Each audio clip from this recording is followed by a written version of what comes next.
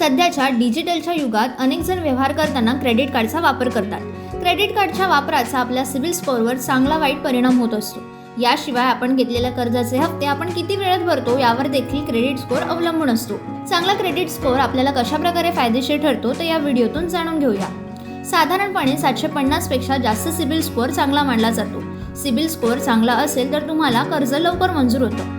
याशिवाय जर तुम्ही क्रेडिट कार्डसाठी अर्ज केला असेल तर लगेचच तुम्हाला क्रेडिट कार्डही मिळू शकतो। तुमचा सिबिल स्कोअर चांगला असेल तर तुम्हाला बँकेकडून कमी व्याज दरात कर्ज मिळवता येते। जर तुमचा क्रेडिट स्कोअर बराच काळ चांगला राहिला असेल तर त्याचा थेट फायदा तुम्हाला क्रेडिट कार्डमध्ये मिळतो।